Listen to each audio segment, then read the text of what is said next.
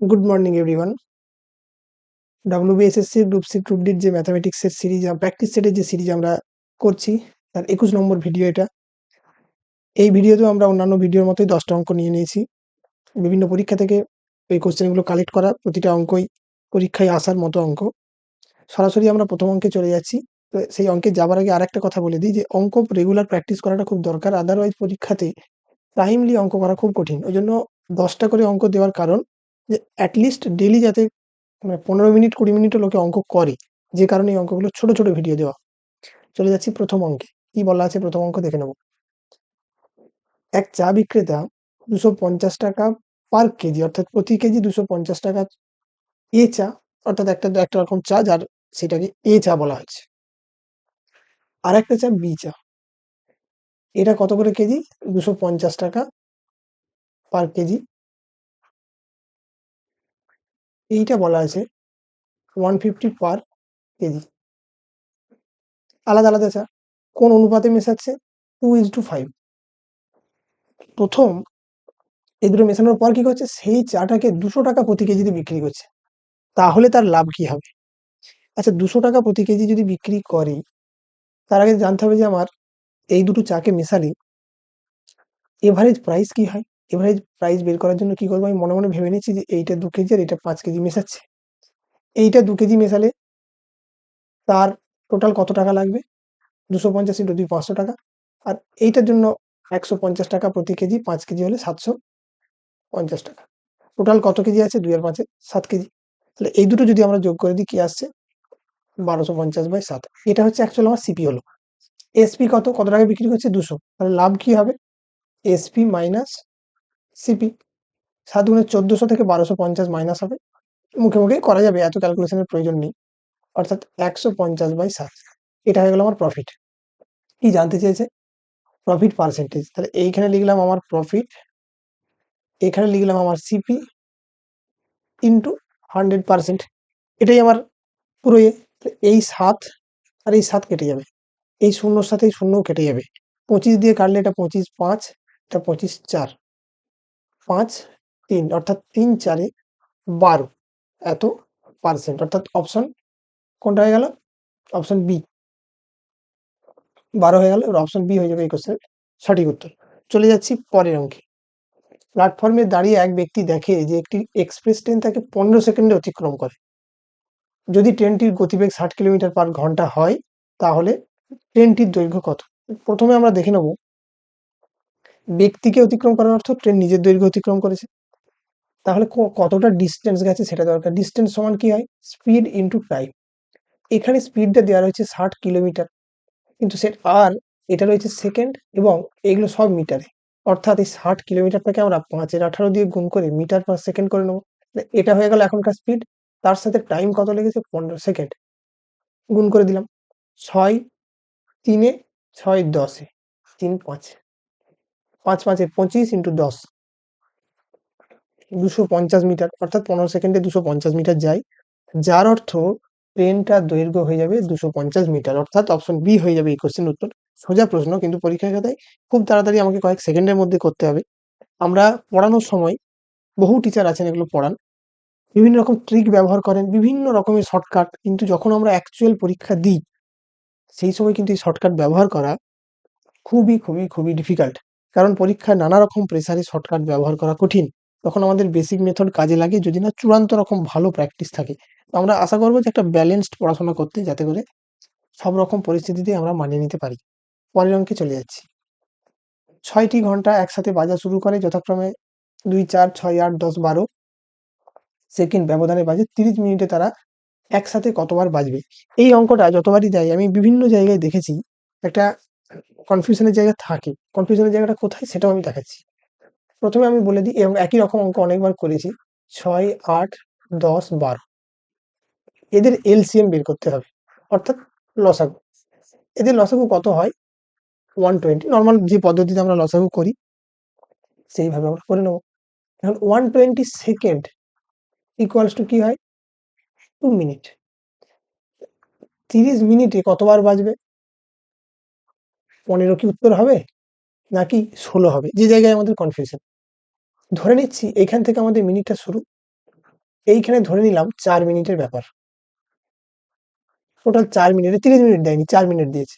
তাহলে এই সময় একবার বাজবে, আবার 2 মিনিট পর আবার একবার, আবার 2 মিনিট পর আবার একবার বাজবে। তাহলে 4 মিনিটের গ্যাপেই, অর্থাৎ 4/2 প্লাস 1 অর্থাৎ টোটাল 3 বার বাজবে। এখন কোশ্চেনে বলেছে যে 30 মিনিট 30 মিনিটে তারা একসাথে কতবার বাজবে? তাহলে এক্ষেত্রে হওয়া উচিত কি 15 প্লাস 1 16 বার বাজবে। এটাই সঠিক উত্তর হওয়া উচিত। কিন্তু এইরকমও অঙ্ক পরীক্ষায় পাওয়া যাবে যেখানেতে 16 অপশনটা নেই, 15ই দেওয়া রয়েছে। 30/2 = 15, এইটুকুই উত্তর দেওয়া রয়েছে। অন্য একটা অপশন হয়তো 16 এর বদলে দেওয়া আছে 20, তখন আমাদের বাধ্য হয়ে 15 উত্তরই করতে হয়। এরকম অঙ্কও কিন্তু আমি পেয়েছি। সেই জন্য বলে রাখলাম এবং দেখিয়ে দিলাম কি হয় না, এটা দিয়ে ভাগ করার পর 1 যোগ করতে হয়, যেটা হচ্ছে শুরুটা। সেটা হলেই আমাদের সঠিক উত্তরটা বেরিয়ে আসে। পরের অঙ্ক, এবং এটি একটু ভালো অঙ্ক। এটি আয়তক্ষেত্র ও বর্গক্ষেত্রের ক্ষেত্রফলের পার্থক্য 35 মিটার স্কয়ার। যদি আয়তক্ষেত্রটির দৈর্ঘ্য ও প্রস্থ বর্গক্ষেত্রটির বাহুর তুলনায় যথাক্রমে 50% বেশি, অর্থাৎ একটা বেশি এবং 10% কম, আরেকটা কম। আমি ধরে নিচ্ছি যেটা বর্গক্ষেত্র, এর এই সাইড গুলো হচ্ছে 100 সেন্টিমিটার। তাহলে এর এরিয়া কি হবে? এ স্কয়ার, অর্থাৎ আরো দুটো শূন্য হয়ে যাবে, এটাও সেমি স্কয়ার। বলা আছে দুদিক থেকেই আমরা করতে পারি। তাহলে এটা হচ্ছে বর্গক্ষেত্র, তাহলে আয়তক্ষেত্রের কি ক্ষেত্রফলের পার্থক্য 35, এটা আমরা পরে কাজে লাগাবো। এটা যদি 100 হয় তাহলে আমাদের যে রেক্ট্যাঙ্গেল হবে, রেক্ট্যাঙ্গেলটা কি বলেছে দৈর্ঘ্য, যেটা যদি আমি এল ধরে নিই 50% বেশি, তাহলে 100 হলে সেটা হয়ে যাবে 150। আর প্রস্থ কি বলা আছে, ব্রেড 10% কম, অর্থাৎ 90 মিটার। এটার এরিয়া কি হবে? এই দুটোর গুণফল, 9 15 135। তাহলে এদের পার্থক্য বা ডিফারেন্স কি হবে? এইটা বড়, অর্থাৎ এই 13,500 থেকে 10,000 বিয়োগ বিয়োগ করলে হবে 3500 সেমি স্কয়ার। এটা আমরা যা ধরে নিয়েছি সেখান থেকে পেয়েছি। কিন্তু কোশ্চেনে কি বলা আছে? কোশ্চেনে বলা আছে এইটার ভ্যালু, এই পার্থক্য বলা আছে 35।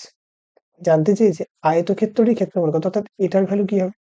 3500 সমান যদি 35 আমাদের কোশ্চেনে বলা থাকে, অর্থাৎ 100 দিয়ে ভাগ, তাহলে এই 13,500 একেও 100 দিয়ে ভাগ করে কত পাবো?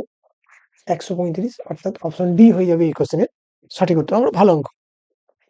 পরের অঙ্কে চলে যাচ্ছি।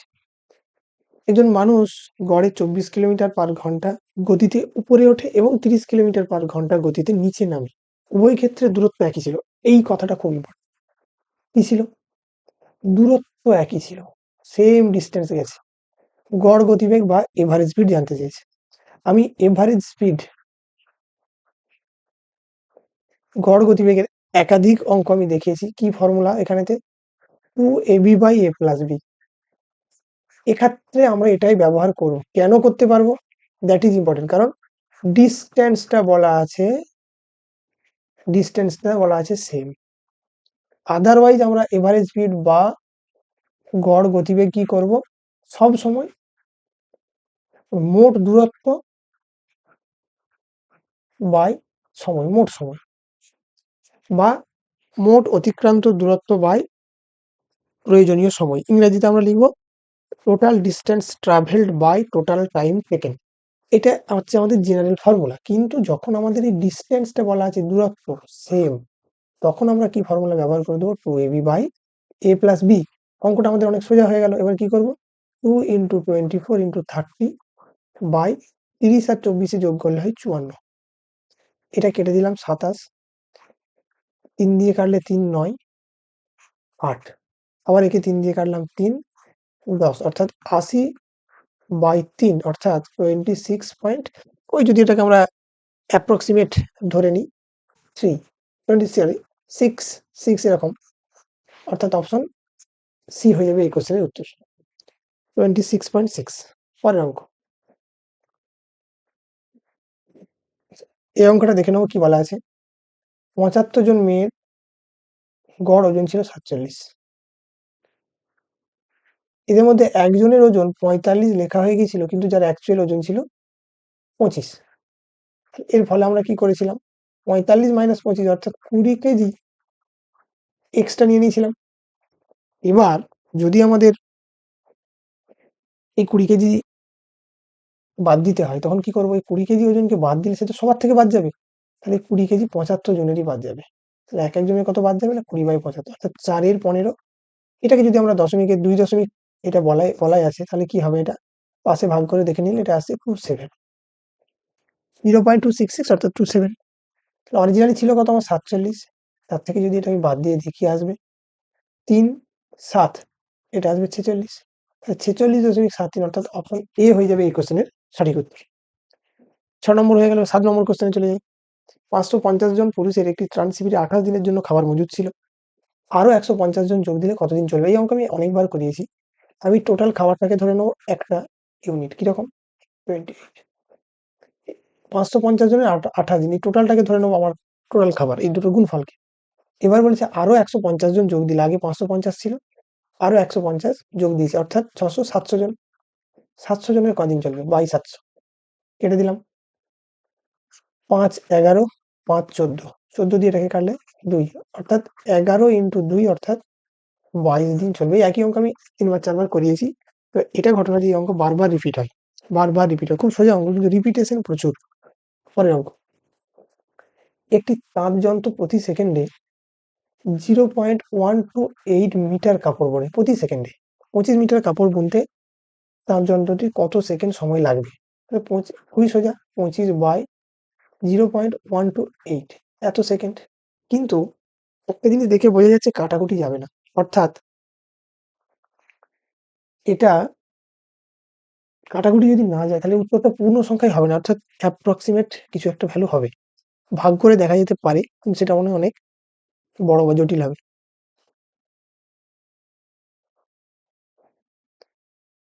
তার থেকে এটা আমরা একটা কাজ করতে পারি। এটা 1000 গুণ করে দিলাম, দশমিকটা তুলে অ্যাপ্রক্সিমেট ভ্যালু নিয়ে কাজ করতে পারি। এটার ভ্যালু যদি মনে মনে আমরা 128টাকে 125 অর্থাৎ আরেকটু কমিয়ে নিতে পারি, তাহলে 125 দিয়ে এটাকে কাটলে কত আসবে আমি দেখাচ্ছি। 125, এটা আসবে 2, 0, 200 আসবে। দিয়ে এর ভ্যালুটা 125 হতো। কিন্তু আমি 125টা ভ্যালু না, ভ্যালু আমার 128। আমি ভ্যালুটাকে কমিয়ে দেওয়ার জন্য উত্তরটা বেড়ে গেছে। কি করেছি? এই জায়গাটা একটুখানি বুঝে নিতে হবে, নাহলে ভুল হবে কিন্তু। আমি এই ভ্যালুটাকে কি করেছি? কম করেছি। কম জিনিস দিয়ে ভাগ করার অর্থ ভাগফলটা বেশি হয়েছে, অর্থাৎ উত্তরটা 200 অ্যাকচুয়ালি এসেছে, কিন্তু 200 হবে না। 200 থেকে ভাগফলটা বেশি এসে 200 হয়েছে, তাহলে উত্তরটা 200 থেকে কম হতে হবে। 200 থেকে কম মানে 195 আমরা করতে পারি। যদি আমরা কেউ এরকম অ্যাপ্রক্সিমেশন এর ঝামেলায় যাব না বলে, তার ক্ষেত্রে কি করা যাবে? সে বলছে অ্যাপ্রক্সিমেট, কেউ যদি বলে আমি এসব অ্যাপ্রক্সিমেশন বুঝি না, আমি এসবে যাব না, আমি অ্যাকচুয়াল ফিগার নিয়ে কাজ করতে। তখন কি করবো? অ্যাকচুয়াল নিয়ে কাজ করতে গেলে তখন আমরা যেটা করতে পারি, 25 ইন্টু 1000 বাই 128, এটার উপর কাটাকুটি হবে। কি করব? 4 দিয়ে যদি এটাকে কাটি, 250, এটা হলো 32, আরো যাবে। এটাকে যদি আমরা 2 দিয়ে কাটলে 16, 2 দিয়ে হলে 125। এরপর এটাকে আমরা 125 এর সাথে 25 গুণ করে 16 দিয়ে ভাগ করতে পারি। সেইভাবে করলে উত্তরটা আমার অ্যাপ্রক্সিমেট কি আসবে? 195.3125, অ্যাপ্রক্সিমেট উত্তর আসবে। সেই জন্য আমরা তার কাছাকাছি উত্তর 195 করব, অথবা এটা দশমিক এলো, আমরা এটাকে 128 থেকে 125, 125 কেন ধরলাম? কারণ উপরে আমরা 250 হচ্ছে 125 এর ডবল। এইভাবে অঙ্কটাকে ইজিলিও করে ফেলতে পারি, যার উত্তর হয়ে যাবে 195। কিন্তু এই জিনিসটাই, কম আর বেশি জিনিসটাকে বুঝতে হবে, যে আমি সংখ্যাটাকে কমিয়ে দেওয়ার অর্থ উত্তরটাকে বাড়িয়ে দিচ্ছি। বাড়িয়ে দিয়ে আমি উত্তর পেয়েছি 200, তাহলে অ্যাকচুয়ালি এটা 200 হবে না, 200 থেকে কম হবে, দ্যাট ইজ 195। এইটা কেন নিলাম না? এটা 200 থেকে অনেকটা নিচে, আমার 200 থেকে একটু নিচে হবে, কারণ এই সংখ্যাটাকে আমি সামান্যই বাড়িয়েছি। সেই জন্য উত্তর হয়ে যাবে 195। 220 তো হওয়ার কোনো চান্সই নেই, 200 নিজেও হবে না। দুটোই অপশন, 195 আর 170। 170টা অনেকটা নিচে, সেই জন্য ওটা হলো না 195। আদারওয়াইজ অঙ্কটাকে আমরা এইরকম পদ্ধতিতে করতে পারি, যার যেটা পছন্দ। পরের অঙ্ক এবং এই ভিডিওর লাস্ট অঙ্ক। দুটি প্রার্থীর মধ্যে নির্বাচনে 75% ভোটাররা ভোট দিয়েছে। কতজন দিয়েছে? 75%। আমি যদি মোটামুটি ধরে নিই যে ভোটার হচ্ছে এক্স, তাহলে ভোট দিয়েছে কতজন? 75%, অর্থাৎ 75/x। যার মধ্যে 0 নয়, 2% অবৈধ। তাহলে বৈধ কত? 98% বৈধ। তাহলে যা ভোট দিল তার 98% হলো বৈধ। একজন প্রার্থী ৯,২৬১টি ভোট পেয়েছেন, যা মোট বৈধ ভোটের ৭৫%, অর্থাৎ এরও ৭৫% ভোট পাচ্ছে যে জিতেছে। সেটা কটা? ৯,২৬১। জানতে চেয়েছে মোট ভোটার, অর্থাৎ এক্সটা আমি ধরে নিয়েছিলাম যেটা এক্স হচ্ছে মোট ভোটার, সেটাই আমাদের জানতে চেয়েছে। এই দুটো ক্যালকুলেশন আমরা খুব সহজে করে নিতে পারি। এটা হচ্ছে ৩/৪, এটাও ৩/৪। ৭৫% সমান ৩/৪ আমাদের এমনি জানা। তাহলে ৯,২৬১ ইন্টু ৪ ইন্টু ৪ বাই নিচে কি হবে 98 ইন্টু 3 ইন্টু 3। এবার এটাকে সহজেই কাটাকাটি করে নেওয়া যাবে যদি আমরা ৯ দিয়ে কেটে দিই। ৩ ৩ 9, এটাকে ৯ দিয়ে কেটে দিলাম। ৯ একে ৯, ০ ২ ৯ হয়ে গেল ৯ দিয়ে। এবার এটাকে বোঝা যাচ্ছে ৭ দিয়ে যাবে। এটাকে যদি ৭ দিয়ে কাটি ১৪, আর ২ দিয়েও কেটে দিতে পারি, এটা হবে ৪৯, এটা ২ দিয়ে কাটলে হবে ২। ৪৯ কে আমি ৭ দিয়ে কাটলাম, এটাকে ৭ দিয়েও কাটলাম। ৭ দিয়ে এটাকে কাটলে কি আসবে? ১ ৪ ৭, আবার ৭ দিয়ে এটাকে কাটা যাবে 21। তাহলে নিচেটা পুরোটাই কেটে গেল। উপরে কি পড়ে রইল?